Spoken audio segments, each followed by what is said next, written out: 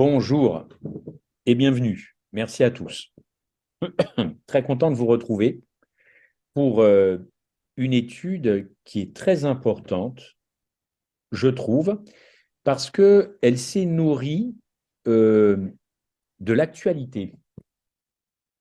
Pour les adventistes qui sont connectés, à nouveau, bonjour et bienvenue et toute mon amitié. Euh, Pourquoi? Parce qu'il est question d'immortalité de l'âme dans le questionnaire de l'école du sabbat adulte, aujourd'hui, immortalité de l'âme. Donc, je vais en parler, mais quand j'ai rédigé cette méditation, je ne savais pas que 3, 4 mois, 5 mois après, on parlerait de l'immortalité de l'âme. Dieu fait bien les choses. Donc, il y a ça. Et puis, c'est aussi la suite de ce que j'ai commencé il y a maintenant 2 mois avec le Carrefour Agapé sur, au fond, quelque chose qui m'a alerté, cette petite musique, comme quoi l'expiation, l'humiliation, la malédiction, tout ça de Christ à la croix, bon, ben, c'est pas forcément des sujets qu'il faut étudier, parce que c'est pas avec de tels sujets que l'on va attirer du monde à l'évangile. Et surtout, l'expiation qui est très combattue au sein même dans nos rangs, il n'y aurait pas eu d'expiation. Je le répète, le Christ, Dieu aurait envoyé son Fils uniquement pour que nous prenions conscience du mal qui existe et que nous nous détournions du mal. Voilà, pas plus que ça. Donc, prise de conscience, ah oui Seigneur, le mal est là, je te donne mon cœur, j'arrête de faire du mal.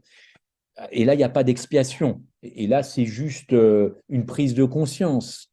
Alors, je ne dis pas que tout le monde pense comme ça, mais il faut quand même maintenant se poser dans nos convictions et être certain de qui nous croyons et ce que nous croyons.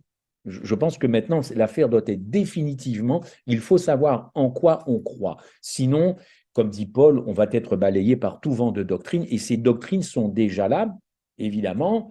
euh, Elles sont là, elles sont l'objet même de toute l'attention du diable par les ruses et les tromperies et les séductions. Encore une fois, on est dans l'actualité de l'école du sabbat des adultes.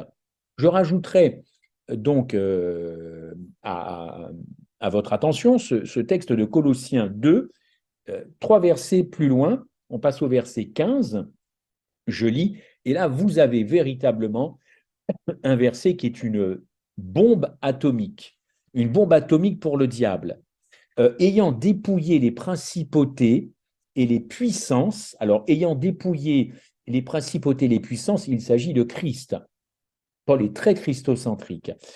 Qu'il a publiquement exposé en spectacle en triomphant d'elle, c'est-à-dire en triomphant de ces principautés et puissances satano-démoniaques, si vous me permettez ça, triomphant d'elle en spectacle, d'elle sur la croix.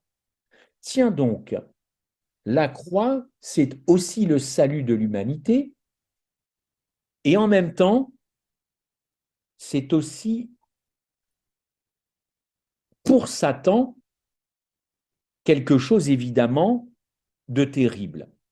En résumé de ce verset uniquement, la mort expiatoire de Jésus, parce que j'aime bien rajouter expiatoire, parce qu'on dit tous la mort de Jésus, la mort de Jésus. La mort expiatoire, donc qui expie quelque chose, le péché, cette mort expiatoire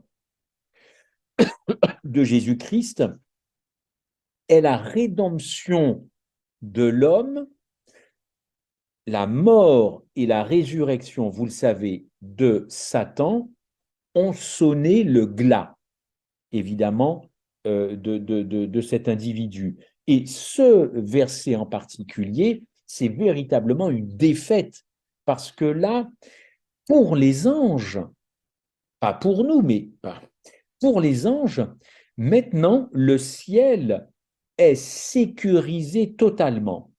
Le ciel n'est pas sécurisé en me regardant moi, qui continue de chuter, mais le ciel a été aussi sécurisé par ce qui s'est passé à Golgotha. C'est-à-dire que les anges ont observé jusqu'où Christ est allé dans la mort, ils ont applaudi quand Christ est ressuscité et ils ont jubilé quand il est monté au ciel.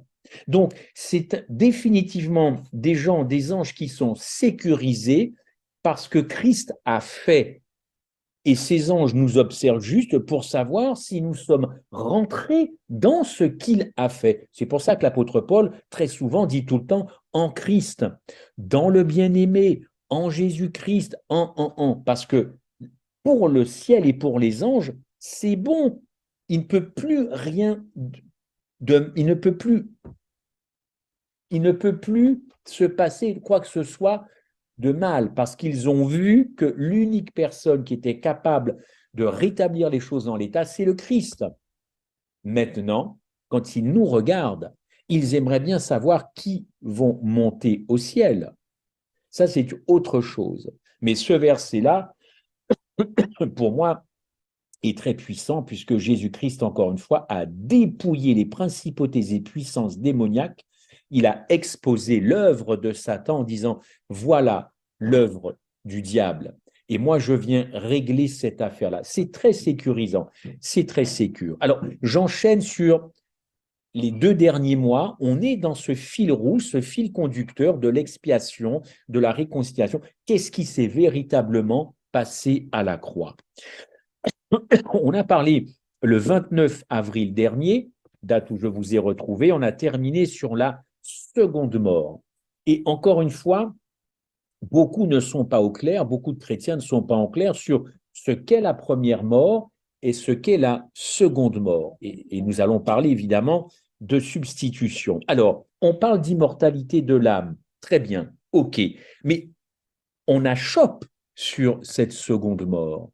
Or, c'est très important pour le Christ que nous sachions de quelle mort il est mort. Et donc, c'est une vérité, cette seconde mort, donc la mort éternelle, celle dont on ne revient plus. Mais vous me direz, mais si Christ a expérimenté la seconde mort, ben, il est pourtant ressuscité alors. Donc, il n'est pas mort de la seconde mort. Attendons, on va voir ça. Donc, c'est quelque chose de très dérangeant d'aller jusqu'à dire que Christ a expérimenté cette seconde mort. Pourquoi? Il y a 2 objections qui reviennent. C'est que, premièrement, Dieu ne peut pas mourir. Dieu, c'est Dieu et Dieu ne meurt pas. C'est recevable. Très bien. Et puis l'immortalité de l'âme. Et là, on a les pieds dans le plat. Et là, on va avancer vite, puisque ce matin, vous en avez discuté dans vos classes respectives. Je résume, si l'homme possède une âme immortelle, la mort ne devient évidemment que la séparation du corps et de l'âme. Donc, il subsiste quelque chose de l'homme qui finalement n'est pas vraiment mort, puisque quelque chose continue de vivre. Donc, du coup, la seconde mort, c'est impossible, puisque même Jésus-Christ, quand il meurt à la croix, son âme monte au ciel. Donc, il y a quelque chose de lui qui vit encore. Donc, il ne peut pas y avoir de seconde mort, mort éternelle de tout, si quelque chose continue de vivre de Jésus. Bon, ça vient d'un truc très simple. Ceux qui pensent que Christ n'a pas expérimenté la seconde mort n'ont pas étudié, en tout cas, le plan de la rédemption comme il faudrait. Quand vous regardez la croix selon la perspective juive, c'est totalement différent que si vous regardez cette croix avec la perspective romaine. Pas catholique romaine, pas tout de suite. Simplement la perspective romaine, on remet ça dans le contexte historique. Nous sommes à Rome. Très bien. Excusez-moi. Bon, pour dissiper les ténèbres que Satan a mis évidemment autour de la croix, on doit considérer la croix comme d'ailleurs l'ont considéré les gens de l'époque de Jésus. Bon, on va aller plus précisément. Les premiers disciples, comment eux qui étaient sur place à ce moment-là ont considéré la mort de Jésus? Parce que c'est bien gentil, nous, avec le recul, quelques milliers d'années après, de réécrire l'histoire ou de dire c'est pas comme ça. Non, non, il faut écouter et lire comment eux, à l'époque, les contemporains de Jésus ont considéré ce qu'ils ont vu. Nous n'avons pas vu le Christ sur la croix. Eux l'ont vu. Alors, on ne va quand même pas nier ce qu'ils ont vu. Très bien. Comment ont-ils vu la croix? Jésus, premièrement, on peut le dire, n'a pas été le seul à mourir sur la croix. Vous le savez, il y avait les brigands. Je passe. Mais du coup, puisque les brigands sont morts à ce moment-là, qu'est-ce qui fait de la mort de Jésus une mort particulière? On va me dire, c'est le Fils de Dieu. Oui, bingo, c'est vrai. Oui, c'est le Fils de Dieu. absolument. OK, très bien. Mais au fond, encore une fois, qu'est-ce qui fait cette particularité? Eh bien, avançons. Dans Jean 19, vous lirez tout le texte, on n'a pas le temps, Jésus ne méritait pas la crucifixion de la bouche même de Pilate, n'est-ce pas? De la bouche même de Pilate, Jésus ne devait pas mourir. Il le dit, je ne trouve pas de crime en lui. En lui. Or, on sait très bien que les crucifiés à l'époque de Jésus, c'était soit des criminels en fuite, ben, décidément, je vais finir, soit des criminels tout court, excusez-moi, des criminels tout court ou des esclaves en fuite. Voilà. À ma connaissance, Jésus n'était pas un criminel ni un esclave en fuite. Donc, au moins les deux catégories, il ne rentre pas là-dedans. Toujours dans Jean 19, et cette fois-ci au verset 7, il est écrit, les Juifs ont dit, nous avons une loi, et selon notre loi, il doit mourir. Ah bon, d'accord, bon, ça on le savait, parce qu'il s'est fait fils de Dieu. Très bien. Alors évidemment, pour les Juifs de l'époque, Jésus n'est pas le fils de Dieu. Très bien. Alors pour les Juifs, Jésus blasphémait. Je ne vous apprends rien. Sauf qu'en Lévitique 24, verset 16, celui qui blasphème, c'est écrit noir sur blanc dans la Bible, je ne l'ai pas inventé, celui qui blasphème mérite une mort, parce qu'il fallait que les blasphémateurs meurent, mais non pas par crucifixion, mais par lapidation. Les chefs religieux connaissaient la Torah. Tous les gens du Sanhédrin connaissaient la Torah. Donc ils savaient que Jésus, pour eux, méritait la mort par lapidation, selon Lévitique 24, verset 16. Ils ne pouvaient pas ignorer quel type de punition Jésus encourait. Impossible. Alors, je le répète, pourquoi ont-ils tant insisté auprès de Pilate pour que Christ soit crucifié? Tout le monde connaît la Torah, eux, ils demandent autre chose que la Torah. Dans Jean 10, verset 30, Jésus fait une déclaration, moi et le Père, nous sommes un. Alors encore une fois, les Juifs prirent de nouveau des pierres pour le lapider. Vous avez bien entendu? En Jean 19, 30, en Jean 10, 30, Jésus fait cette déclaration. Les Juifs sont outrés, ulcérés et commencent à lapider. Mais ce n'était pas la première fois que Jésus se faisait lapider, puisqu'il est écrit de nouveau. Donc Jésus avait déjà subi des premières lapidations. Ce n'était donc pas la première fois qu'ils ont essayé de lapider Jésus. Je repose ma question. Pourquoi donc ont-ils demandé, insisté que Jésus soit crucifié? Pourquoi? Parce que ceux qui ont fait cette demande, ils avaient dans la tête une idée, une pensée qui allait au-delà de la mort physique de Jésus. Ils n'ont pas simplement, les Juifs de l'époque, réclamé la mort physique. Est-ce que nous pouvons comprendre ça en 2023? Il y a beaucoup de communautés qui ne s'intéressent même pas à la mort de Jésus. Ils sont tous focus sur la résurrection. Mais on ne peut pas ressusciter si on n'est pas mort avant. Donc, ils voyaient à l'époque au-delà de la mort physique. Pour eux, pour les Juifs de l'époque, la crucifixion équivalait à être pendu à un arbre, n'est-ce pas? Et à leurs yeux, être pendu à un arbre, ça suggérait irrévocablement la malédiction de Dieu sur cette personne. Deutéronome 21, verset 23. Si l'on fait mourir un homme qui a commis un crime digne de mort et que tu l'aies pendu au bois, son cadavre ne passera pas la nuit sur le bois, mais tu vas aller l'enterrer le jour même. Tiens, tiens. Car celui qui est pendu au bois, ça fait 3 fois que j'emploie le mot bois, est un objet de malédiction de Dieu. C'est écrit noir sur blanc, n'est-ce pas? Deutéronome 21, 23. Tous les Juifs de l'époque connaissaient ce verset. Le bois, le bois, le bois employé 3 fois. Eh bien, les Juifs voulurent non seulement que Jésus meure, qu'il arrête ses discours, ses prédications, ses guérisons, ok, mais ils voulaient en plus que Dieu maudisse cet homme, ce Jésus-Christ, ce Yeshua, il fallait en plus une malédiction. Pourquoi? Parce que les Juifs, à l'époque, ne croyaient pas à l'immortalité de l'âme. Ils voulaient que Jésus-Christ disparaisse de la circulation, qu'on ne le voit plus sur les écrans radars. Donc, à l'époque, vous ne veniez pas courtiser un Juif pour lui dire, écoute, son âme va monter. Non, non, non, non, non. Tout doit disparaître, n'est-ce pas? Et quand vous étiez crucifié pour un Juif, vous receviez cette malédiction irrévocable. Mais cette malédiction irrévocable, c'est quoi bibliquement? Eh bien, c'est la seconde mort. Il y a 3 ou 4 versets, même plus, qui parlent de la mort dans la Bible.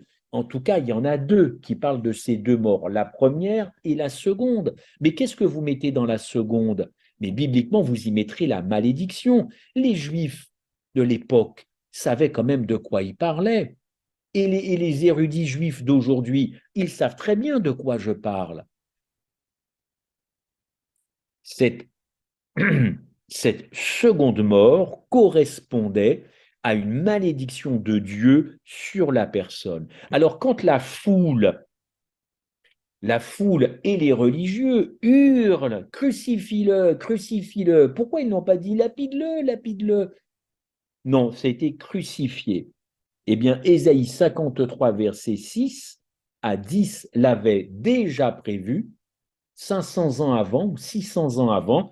Ésaïe a écrit, nous l'avons considéré comme uni, très bien, frappé de Dieu et humilié. Tiens, tiens, frappé de Dieu et humilié. Ce n'est pas moi qui écris le livre d'Ésaïe, hein. Il avait déjà vu que cette mort serait humiliante. Et ça équivaudrait à une malédiction de Dieu, le fait d'être pendu au bois. Et pour ceux qui sont, comment je pourrais dire ça, un peu fleur bleue, oh ben non, Dieu ne peut pas maudire son fils, c'est impossible, c'est pas l'évangile. C'est pas vous qui avez écrit l'évangile, messieurs, dames. Donc, laissez à la Bible le soin de nous enseigner, et c'est pas la peine de défendre la réputation de Jésus-Christ. Il a fait ce que personne ne fera, et les écrivains ont compris à l'époque ce que c'était. Donc, ce n'est pas avec notre petite intelligence des milliers d'années à réécrire un petit peu l'histoire. Nous sommes bien moins intelligents qu'eux, en tout cas, parce que eux étaient sous inspiration. Voilà. Donc, malédiction. Maintenant, pour ceux qui ne seraient toujours pas convaincus, parce que Dieu, ça maudit pas, ou ça maudit que des figuiers à travers Jésus, maudit est quiconque pendu au bois. 3 fois le mot bois, je vous l'ai employé tout à l'heure. Là, je le réemploie, mais en Galates 3,13. Pendu au bois. Pendu au bois. Maudit. Et là, ce n'est pas Ésaïe qui parle, c'est évidemment l'apôtre Paul. D'ailleurs, notre enseignement n'a pas varié là-dessus, puisque ça fait partie de nos doctrines fondamentales. Et dans le questionnaire de l'école du sabbat en 2011, et j'imagine que depuis, on en a parlé, il était très clairement écrit qu'il a volontairement pris sur lui notre malédiction et a subi le châtiment du péché. Il s'agit évidemment de Jésus-Christ. Pour justifier bibliquement que le Messie a bien été maudit, on voit dans un autre verset qu'on trouve de Pierre, Acte 5,30, Acte 5,30, Jésus que vous avez tué et que vous avez pendu au bois. Ça, c'est Pierre qui, lui aussi, emploie évidemment le terme blois. Bois, et non pas Blois, pas la ville de Blois, le bois.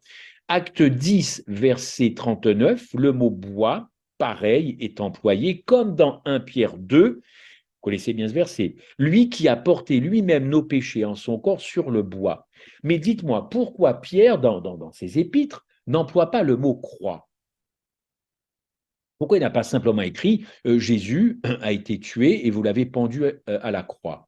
Quand il emploie, lui, Pierre, juif, le mot bois, il sait très bien qu'est-ce qui se cache derrière le mot bois.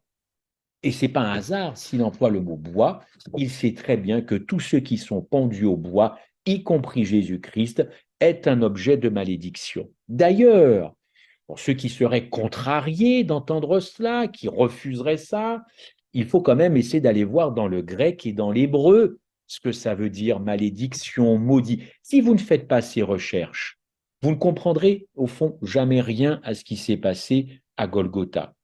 Et quand on va un petit peu chercher dans les différentes versions, quand on va dans la Septante, hein, c'est quand même une version qui est respectée, c'est le mot anathema. Anathema. Dans Galates 3,13, le grec, hein, parce que c'est écrit dans le Nouveau Testament, c'est anathema. Et anathema, c'est pour parler de tout ce qui est maudit. D'ailleurs, anathema, ça a donné en français anathème. Quand on jette l'anathème sur quelqu'un, c'est que vraiment cette personne est à maudire, n'est-ce pas? Et ça, anathema, ça veut dire voué à la mort. Mais pas n'importe quelle mort, c'est une mort sans espoir de rachat.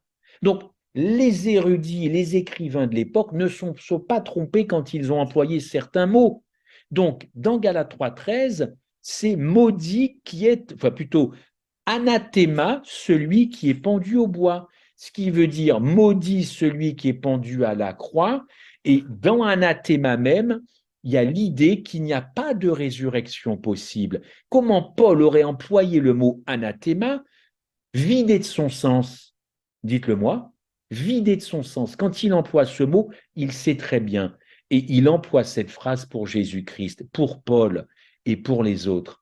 Christ est bien mort de cette seconde mort, nous en déplaise aujourd'hui, quelques milliers d'années après. Vous allez me dire, bon, c'est du grec, mais allons voir dans l'hébreu, qu'est-ce que ça donne tous ces mots? Eh bien, Érem avec un H, Érem, signifie voué à l'extermination. C'est valable pour une chose comme pour une personne. Érem, voué à l'extermination. Et on retrouve Érem en Exode 22 et verset 20, comme en Deutéronome 7, 25, et aussi dans Lévitique 27, 29. Vous me direz, c'est normal, je parle de l'Ancien Testament. Oui, mais ce verbe, enfin, ce mot érem, il n'intervient pas comme ça dans l'Ancien Testament par hasard. Il a bien été choisi et dans Lévitique 27, verset 29, il est écrit aucune personne dévouée par interdit ne pourra être rachetée, cette personne sera mise à mort. Donc, sans espoir de rachat, sans espoir, Érem, de résurrection, anathema, sans espoir de rachat, sans espoir de résurrection. Les mots ont leur sens et ils sont appliqués au bon endroit. Eh bien, ces deux mots sont appliqués en ce qui concerne la croix, n'est-ce pas? Vous comprendrez pourquoi les Juifs de l'époque et pas certains chrétiens aujourd'hui, vous vociférez, crucifie-le, crucifie-le. Ils voulaient anéantir la prétention de Jésus d'être le Messie, éprouvé par cette mort maudite qu'il n'est pas le Messie, parce que le Messie ne peut pas être maudit par son Père, n'est-ce pas?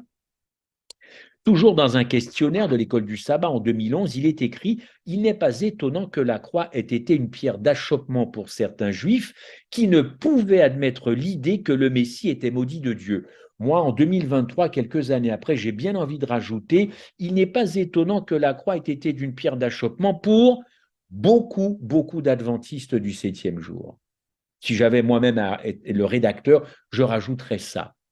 Faites un sondage autour de vous et récoltez les réponses. Et vous allez voir ce que vous allez récolter. Dieu tel pour Dieu, tel était exactement le plan divin. École du sabbat, 27 octobre 2011. Ça, c'est l'enseignement officiel de l'Église adventiste du 7e jour. Donc, tous ceux qui vous disent que Christ n'a pas expérimenté la seconde mort n'enseignent pas une vérité, une doctrine fondamentale adventiste. Tel était le plan divin. Alors, on va voir pourquoi Dieu a maudit son Fils. Ce n'est surtout pas pour faire plaisir à Satan, ce n'est surtout pas en rançon de quelque chose qu'il devait à Satan, ni pour quoi que ce soit, enfin, pour quelque chose, mais en tout cas pas pour faire plaisir au diable. OK? Pour ceux qui douteraient encore de cette malédiction, qui a un lien avec l'expiation, attention, hein, il y a des liens. Je les invite à aller lire Calvin et Luther. Alors, les protestants qui effectivement sont très calvinistes et très luthériens, il y a des statues qui sont faites en ces deux hommes. Lisez ce qu'ils ont dit sur la mort de la croix. Alors, je ne comprends pas que le monde protestant aujourd'hui nie quelque chose que leurs deux grandes sommités Calvin et Luther, ça pèse dans la balance en matière de réformation. Eux, ils sont très au clair sur la malédiction subie. C'est fou quand même. Madame White, Christ a porté la malédiction de la croix, très clair, message choisi volume 1. Il souffrait à la place de l'homme transgresseur de la loi. Il a été mis au nombre des transgresseurs. Vous lirez toute la littérature d'Ellen White, soit dans Jésus-Christ, soit dans Témoignages pour l'Église, volume 1. Alors, qu'on soit au clair, cette malédiction est biblique, était absolument nécessaire dans le plan de la rédemption. Ce n'est pas la peine d'aller enlever ça du plan de la rédemption, c'était nécessaire. Maintenant, je vous pose une autre question, toujours dans cette réflexion. Christ a porté nos péchés. C'est une phrase qu'on entend de temps en temps et c'est juste, Christ a porté nos péchés. On a deux textes bibliques pour ça. Ésaïe 53, ce sera mon texte fondateur. Et lui-même portera leurs iniquités. Lui, c'est le Christ. Il a porté les péchés de beaucoup d'hommes. Très bien. Ça, on le sait. 2 Pierre 1, 24. Lui qui a porté nos péchés en son corps sur le bois, on l'a vu. OK, porter nos péchés. Ça encore, ça vaudrait le coup d'interroger nos frères et sœurs, nos amis, dans les autres dénominations, y compris. Qu'est-ce qu'il faut entendre par porter nos péchés? Porter nos péchés. Porter nos péchés. Ça veut dire, il a porté nos péchés, mais bon, du coup, nos péchés ne sont pas devenus les siens. Donc, comme par exemple, quand on porte une valise, je porte une valise, bon, ben, c'est ma valise, mais bon, voilà, c'est un peu extérieur à moi, quoi. Je la tire, je la fais traîner. OK. C'est quoi porter nos péchés? Ce qu'on peut dire, c'est que le terme cabale, avec un C, non pas un K, c'est pas la cabale, Kabbalah avec un C, ça veut dire se charger de quelque chose, se charger, ok? Et ce même mot en hébreu, ça veut dire fardeau pesant. Donc, se charger d'un fardeau pesant. Je répète, se charger d'un fardeau pesant. Autrement dit, quand le Christ se charge d'un fardeau pesant, c'est-à-dire nos péchés, ces péchés sont devenus les siens par substitution. Et voilà encore un terme qui est combattu, la substitution, qui va avec évidemment l'expiation, qui va évidemment avec la malédiction. Donc, je me charge d'un fardeau pesant, ce fardeau pesant devient mes propres fardeaux. Donc, si on dit que Christ a porté nos péchés, c'est ce qu'on entend encore une fois et que vous entendez. Est-ce qu'on pourrait énumérer ces péchés-là? Ou est-ce que ce n'est pas politiquement correct de les unir? On ne peut pas dire il s'est chargé de mes péchés et évacuer certains péchés. On va les prendre, vol, crime, jalousie, colère, adultère, pédophilie et autres. C'est bien beau de balancer des phrases comme ça, mais encore faut-il après fouiller et creuser un petit peu l'affaire. Très bien. Donc s'il s'est chargé de mes péchés et que ces péchés, mes péchés sont devenus les siens, là ça devient un peu chaud comme discussion. Christ violeur, voleur, pédophile, menteur, tricheur. Ah non, ce n'est pas l'idée qu'on se fait du Jésus le sauveur de l'humanité. Très bien. Bon, vous devez savoir quand même que le péché n'existe que parce qu'il existe un pécheur. Il n'y a pas de péché sans pécheur. On est bien d'accord. Donc, Christ a porté nos péchés, mais il a aussi porté notre personne de pécheur. Il a porté Philémon, il a porté Stéphane, il a porté donc la personne de Stéphane et de Richard, et ces deux personnes, et Nadia, avec vos péchés, évidemment, puisque les deux sont inséparables. OK. Et oui, alors, s'il a porté mes péchés, comment a-t-il fait puisque ce n'étaient pas les siens? On sait très bien que Jésus n'a jamais péché. Très bien. L'assimilation de mes péchés par Jésus-Christ dans le corps de Jésus-Christ, il y a une base biblique et un raisonnement biblique. Je ne dis pas ça comme ça. Si vous allez dans 2 Corinthiens 5, verset 21, c'est surtout Paul qui a développé ça, c'est pour ça que je l'aime. Il dit, celui qui n'a pas connu le péché, il l'a fait devenir péché pour nous. Ah, d'accord. OK, il l'a fait devenir péché pour nous afin que nous devenions en lui justice de Dieu. On reviendra sur ce verbe devenir. Donc, Christ, porteur de nos péchés, Jésus fut reconnu comme un pécheur à la croix, donc maudit. Ésaïe 65, verset 20, dit que c'est le pécheur qui sera maudit. Le pécheur est maudit, surtout celui qui est pendu au bois. Gardez dans un coin le verbe devenir, avec ce très beau texte de 2 Corinthiens 5, verset 21. Toujours sous ce prisme, Jésus a donc été reconnu comme le transgresseur de la loi, puisque un texte nous dit qu'il fut compté au nombre des malfaiteurs.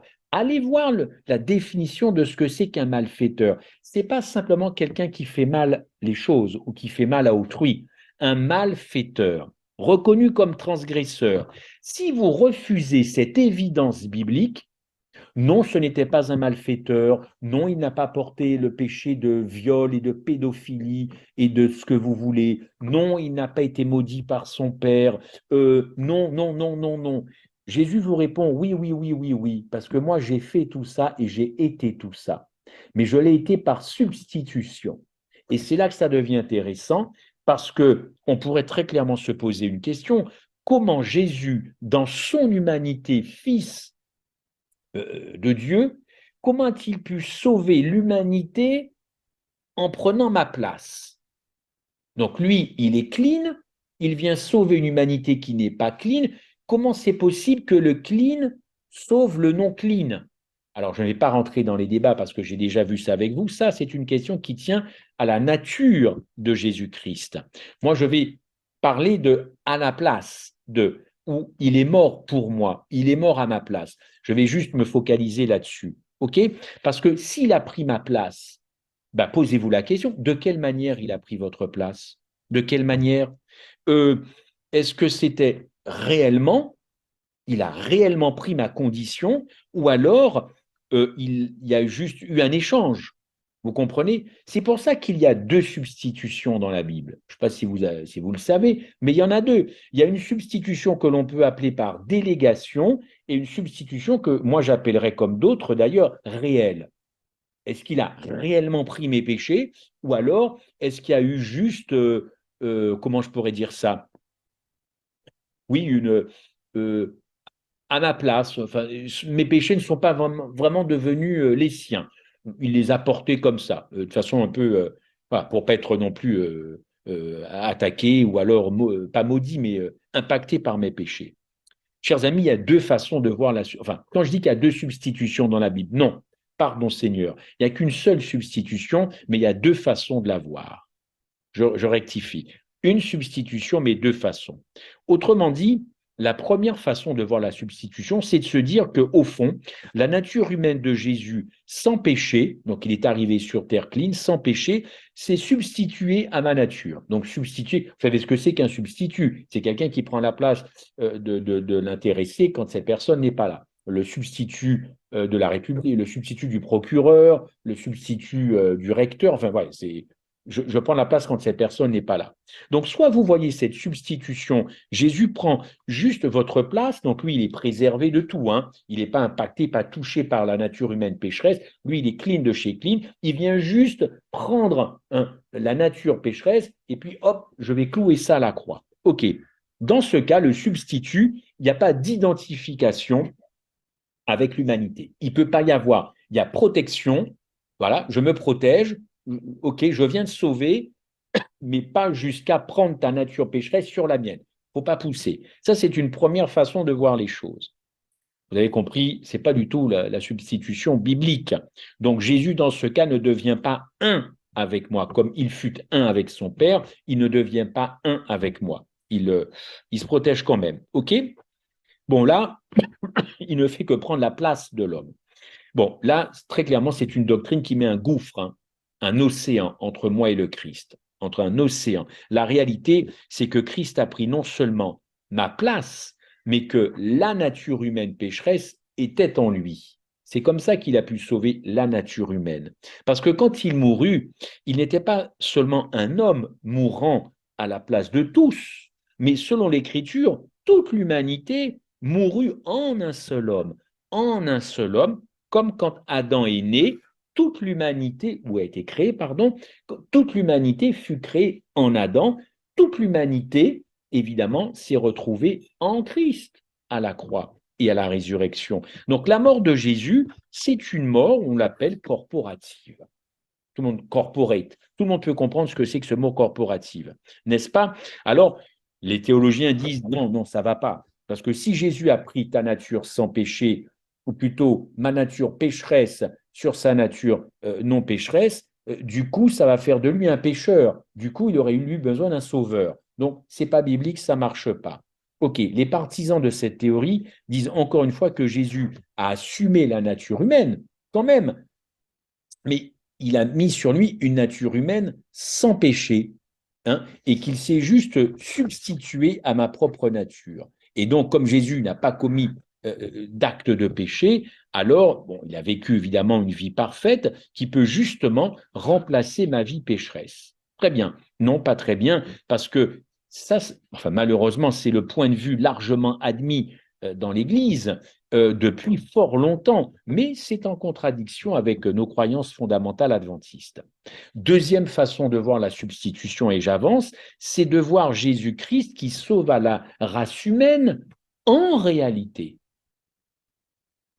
En réalité, Christ prit la nature humaine pécheresse, celle d'Adam, après le péché, et il a endossé sur sa nature sans péché la propre nature humaine pécheresse, n'est-ce pas? Il a pris tout ça, il a endossé cela.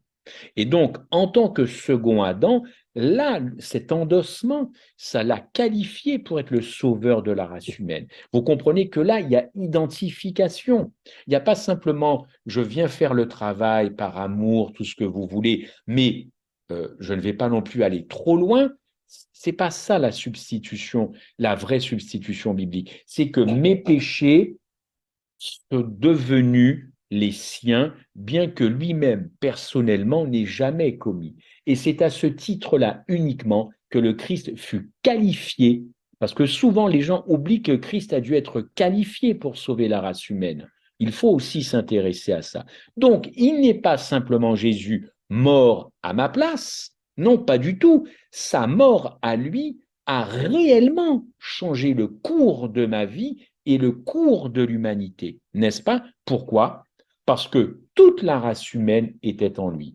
Et vous noterez que l'apôtre Paul, encore une fois, je le répète, dit souvent en Christ, en mon bien-aimé, dans le Sauveur. Enfin, il veut vraiment que nous comprenions que nous sommes placés en lui. Et les versets qui vous ont été lus au départ, eh bien, atteste un petit peu cette réalité biblique. Et pour bien comprendre la substitution, en tout cas la seule qui est biblique, il faut comprendre qu'il n'y a pas simplement eu un échange, il y a véritablement eu une incorporation des péchés en Christ et une participation. Mais je le répète tout de suite, Jésus personnellement, lui, n'a jamais commis de péché en pensée et en acte. Que les choses soient claires.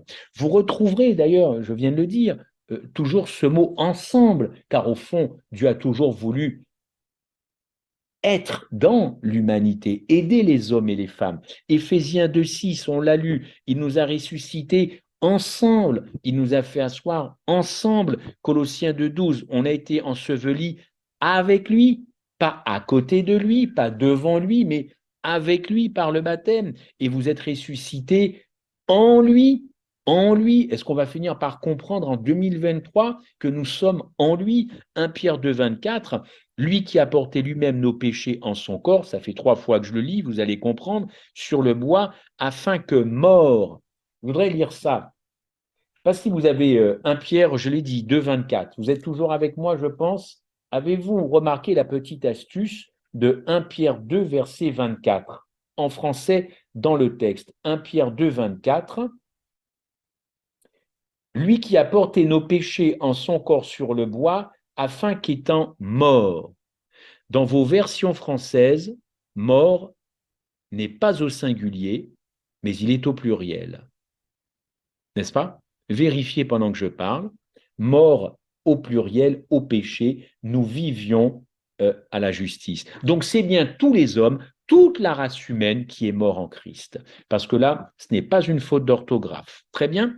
par cette fusion de notre humanité maudite avec lui, en lui à la croix, eh bien, ça fait de lui le seul substitut pécheur, pas lui personnellement, et donc maudit, évidemment, à cause de nous. Maudit à cause de nous.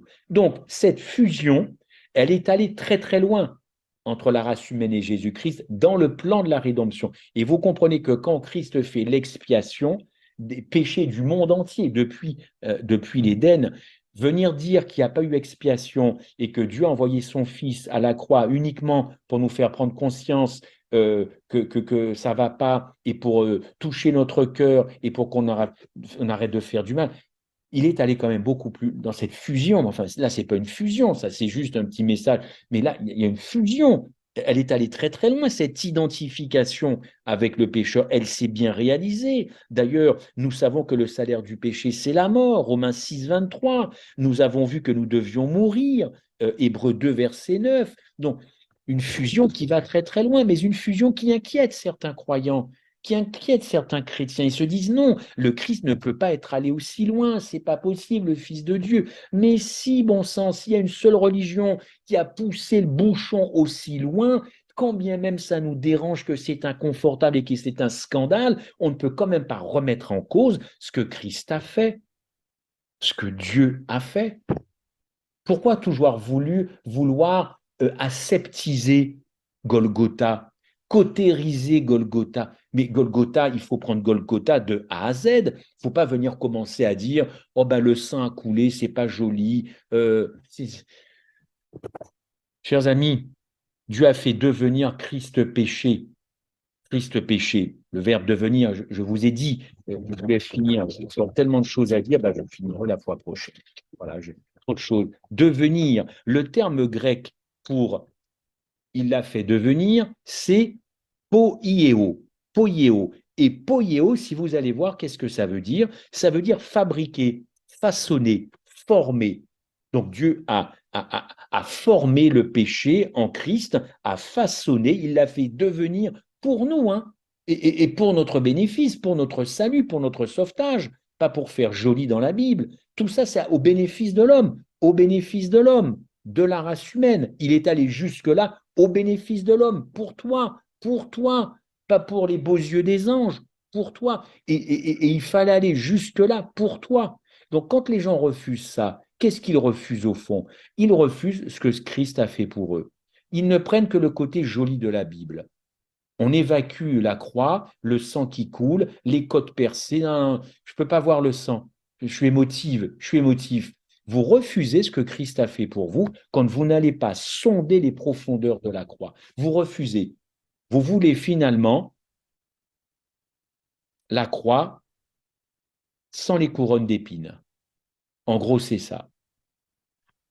Devenir, former, fabriquer. Et si vous allez encore plus loin, le terme grec pour péché, c'est armatia. Armatia, et avec un H. Et ça, armatia, c'est terrible. Ça veut dire violeur de la loi divine. Ah ouais, Jésus-Christ, violeur de la loi divine. Oh là là, en pensée et en acte. Donc écoutez, il y a tellement d'autres versets. Luc 22, 37, il a été mis au nombre des malfaiteurs. Malfaiteur, c'est anomos en grec. Et anomos, ça veut dire sans loi, violeur de la loi, un homme sans loi. C'est ce que nous avons fait de Christ à la croix. C'est ce que la race humaine depuis l'Éden a fait de Jésus-Christ. Et il fallait que le Christ passe par là avec l'autorisation du Père, au su et au vu des mondes non déchus et de tous ces anges. Refuser ça, c'est refuser de savoir ce que nous avons infligé au Christ. C'est ça, poieo, armatia, anomos. Oh, il y aurait tellement de choses à dire. Le terme grec pour il a été mis au nombre, c'est logizomai. Et logizomai, ça veut dire être reconnu, être identifié, être assimilé comme quelqu'un qui vit sans loi, n'est-ce pas? Ésaïe 53, pareil, mis au nombre des malfaiteurs, c'est pareil dans l'hébreu, pacha. Et pacha, ça veut dire quelqu'un qui se rebelle, quelqu'un qui transgresse. Christ a vécu tout ça pour notre bénéfice. Autrement dit, Christ a été recensé comme les pécheurs de tous. de tous. Et dans cette condition-là, Christ a perdu son innocence. Tout ça a fait qu'il perd son innocence. Et là encore, vous avez une levée de bouclier. Ah non, non, non, Jésus à Golgotha, il est innocent. Il est innocent personnellement, mais il n'est pas innocent aux yeux de son Père et aux yeux des anges, par exemple. Et non, Madame White a dit dans Jésus-Christ, page 690, pour ceux qui croient encore en Ellen White, Jésus était fortement tenté de laisser la race humaine porter les conséquences de son propre péché et garder lui son innocence. Christ a perdu son innocence devant son Père. Là encore, c'est quelque chose qui pourrait chatouiller nos oreilles. Mais c'est la réalité biblique. On ne peut pas être tout ça, hein, anomos, armatia, poieo. On ne peut pas être tout ça. Ce sont les termes grecs et hébreux de la Bible, sans, pour le Père, passer pour quelqu'un de véritablement maudit. Mais tout ça, ça fait de la peine au Père. Ça a été un déchirement pour le ciel. Et ça montre à quel point le péché est horrible. Là encore, si vous refusez tout ça, vous êtes en train de caresser le péché en disant, bon, ben, c'est pas bien, mais c'est doux. Vous comprenez les implications de Golgotha, vous comprenez les implications de ce qui s'est passé réellement. Et quand on a compris réellement ce qui s'est passé, je peux vous assurer que ça change la vie, n'est-ce pas? Oui, Jésus s'est placé volontairement avec l'accord du Père pour notre bénéfice sous la malédiction de la loi, élevé comme un pécheur, et la malédiction prononcée par la loi dit que maudit est celui quiconque transgresse la loi, Galates 3,10, je vous l'ai dit, car tous ceux qui s'attachent aux œuvres de la loi sont sous la malédiction de la loi, car il est écrit, maudit quiconque n'observe pas la loi. Christ personnellement observait la loi, mais en prenant mes transgressions, ça fait de lui un transgresseur aux yeux de Dieu.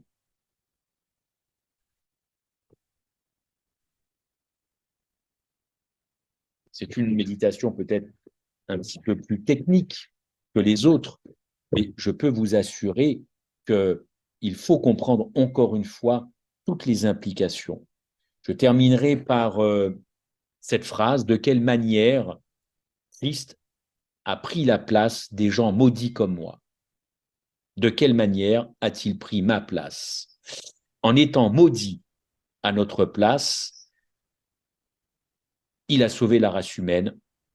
Et pour sauver Christ de l'opprobre et du blasphème, certains affirment un certain nombre de choses, notamment dans Galates 3,13, que ce texte ne s'applique pas à Jésus-Christ. Paul est allé très très loin. Non, c'est une erreur parce que Paul ne plaisante pas avec ce qui s'est passé à Golgotha et tout se tient dans les épîtres de Paul. Alors, je vais terminer là. Je poursuivrai, si vous le voulez bien, le mois prochain ou une autre fois. Mais voici le puzzle qui, selon moi, doit se mettre en place autour de Golgotha pour véritablement comprendre la science de l'Évangile, la science de l'Évangile. Et je voudrais juste terminer, encore une fois, par cette citation d'Ellen White. Dans le plan de la rédemption, il y a des hauteurs et des profondeurs que l'éternité elle-même ne pourra jamais sonder, des merveilles dans lesquelles les anges désirent plonger leur regard. Seuls les rachetés parmi tous les êtres créés ont connu la lutte avec les péchés, ils ont travaillé avec le Christ et participé à ses souffrances. Et elle termine, n'y aurait-il aucun témoignage à rendre de la science de la rédemption? Car la rédemption, c'est véritablement une science. Amen. Que Dieu nous aide à comprendre toutes ces implications pour notre salut éternel et pour l'amour qui s'installe entre Dieu et nous-mêmes. Amen.